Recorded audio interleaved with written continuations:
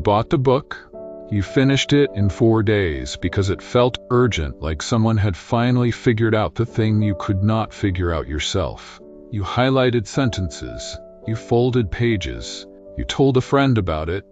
And for about 2 weeks, something felt different. Slightly more organized. Slightly more intentional. Slightly more like the person the book was describing. And then the feeling thinned. The habits did not stick the way the book said they would. The morning routine collapsed by the 3rd week. The journaling stopped.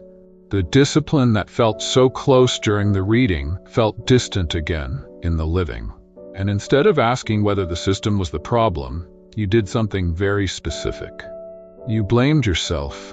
You decided you had not tried hard enough, that you had not been consistent enough, that something in you was still not quite right. And so you went looking for the next book. The next system, the next framework that would finally be the one that worked. Welcome to Mind in Exile. This is a channel where modern behavior gets examined honestly, without comfort and without performance. If these thoughts stay with you after the video ends, then please subscribe to my channel for more much revolutionary videos. This channel was built for the kind of mind that refuses to stop at the surface. And while you are here, you can explore my other videos too on this channel. There's a good chance that something else is already waiting for you. Now let us talk about the industry that has built an empire on the gap between who you are and who you think you should be. Chapter 1. The product is the problem. Here is something the self-help industry will never tell you directly, because the moment it does, the entire business model collapses. The product is not the solution. The product isn't really the solution. What people buy is the feeling of moving toward a solution. That feeling of working on yourself, of being in the process, of trying to get better, is so satisfying that it can replace real change for a long time. Think about the last time you downloaded a productivity app, or signed up for a course, or bought a planner specifically designed to help you organize your goals. There was a moment in that transaction, right at the beginning, where you felt better. Not because anything had changed yet, but because you had taken an action that signaled to your brain that things were about to change. The purchase itself delivered a small hit of forward momentum. This is just a sensation of progress without any of the friction of actual progress. Psychologists have a name for this. They call it identity-based consumption. The idea that buying something associated with a better version of yourself temporarily makes you feel like that better version. The gym membership you bought in January. The meditation app you subscribed to but only just opened 4 times till date. The stack of unread books on your shelf that still make you feel more intellectual than you would feel without them. The self-help industry understands this mechanism better than you do. And it has been designing products around it for decades. They are not the products that solve your problem permanently. They are the products that solve it temporarily and then require renewal. They are the products that keep you engaged not by making you better, but by keeping you in the feeling of becoming better. They are the products that are most profitable when they work just enough to feel real, but not enough to make you stop buying. That is not a conspiracy. That is just an industry that has studied its customers carefully and built accordingly. Chapter 2. The Insecurity Factory. Let us talk about where the demand comes from. Because the self-help industry did not create human insecurity. It inherited it, and then it industrialized it. Human beings have always had a gap between how they see themselves and how they would like to see themselves. That gap is real. It is psychologically legitimate. It is the engine of genuine growth when it is handled honestly. But the self-help industry does not handle it honestly. It handles it profitably. Here is how the mechanism works. First, you need to feel the problem. So the industry surfaces it for you. Book covers that list the exact inadequacies you have been trying not to think about. Podcast titles that name the specific failure pattern you recognized in yourself last Tuesday. Social media accounts that show you the version of life you are supposed to be living. Structured, disciplined, intentional, abundant, while casually making it clear that the gap between that life and your current life is both real and fixable, for the right price.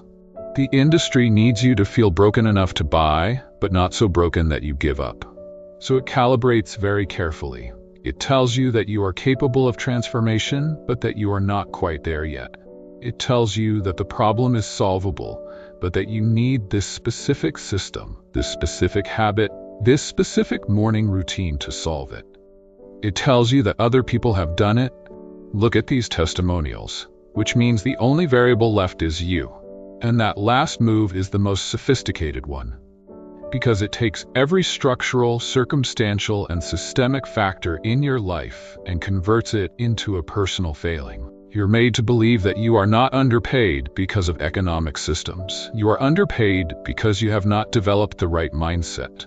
You are not exhausted because modern working conditions are genuinely unsustainable. You are exhausted because your morning routine needs optimizing. You are not struggling because life is genuinely difficult. You are struggling because you have not yet found the right framework. I think you now got the idea what I'm trying to tell you. The industry does not just sell you solutions. It sells you the belief that everything wrong in your life is a product of your own insufficient self-development. And that belief is the most expensive thing it sells, because once you accept it, you need the industry forever. Chapter 3. The philosophy the industry stole. Here's the part that is worth sitting with for a moment. Most of what the self-help industry sells is not new. The ideas about discipline, about intention, about the examined life, about building good habits and questioning your assumptions, these are ancient. They come from Stoicism, from Buddhism, from Confucius, from Marcus Aurelius, from Seneca, from the Socratic tradition. And in those original contexts, they were offered freely. They were observations about human nature shared openly by people who had nothing to sell. Epictetus did not have a course. Marcus Aurelius did not have a morning routine checklist with a premium version. The Buddha did not offer a subscription tier. What made those traditions powerful was exactly the thing the self-help industry removes. The great philosophers I mentioned here urged you to look honestly at yourself without offering you a product at the end of the looking. They offered discomfort without a purchase that resolved the discomfort. They believed that living an examined life was valuable on its own, and not just as a step towards improvement. They said that wisdom was something you grew into through lived experience, honest reflection, and genuine community, not something you downloaded. The self-help industry took these ideas and repackaged them with a transaction at the center. And the transaction changes everything. Because a philosophy that asks you to sit with discomfort and grow slowly through it is not compatible with a business model that needs quarterly revenue and profit, so they make us feel the discomfort more tolerable and soft. The slowness gets replaced with systems and shortcuts. The genuine community gets replaced with a paid membership community. And the wisdom, which was always meant to be freely circulating and constantly challenged, gets branded and copyrighted and sold back to you in slightly different packaging every 2 years. What you are paying for is not the philosophy. You are paying for the illusion that the philosophy can be purchased rather than lived. Chapter 4. The identity that needs fixing. Let us get more specific about what is actually happening psychologically when you buy into this system. Because the mechanism is more personal than an industry critique usually gets. There is a version of you that you carry around as a project. It feels like a renovation that is always in progress, like a before photo waiting for its after. And that version of yourself, the one that is not quite there yet, that still has the bad habits and the inconsistency and the gap between intention and action, that version is the product the industry needs you to believe in. Because as long as you see yourself primarily as a problem to be solved, you will keep buying solutions. The philosopher Alan Watts wrote about this with a precision that the self-help industry has never forgiven him for. He said that the desire to improve oneself is itself the central obstacle to improvement. Not because growth is bad, but because the framing of yourself as something that needs fixing creates a relationship with yourself that is fundamentally adversarial. You are always the before. The after is always somewhere ahead, behind the next purchase, the next system, in the next level of the program. And the strange cruelty of this framing is that it cannot succeed by design. Because if you arrived at the after, if you genuinely felt complete and sufficient and no longer in need of optimization, you would stop buying. So the industry has a structural incentive to ensure that the after always stays slightly out of reach, that you always remain in some freshly identified way like a work in progress. The Stoics had a completely different relationship with this. They did not frame the human being as a renovation project.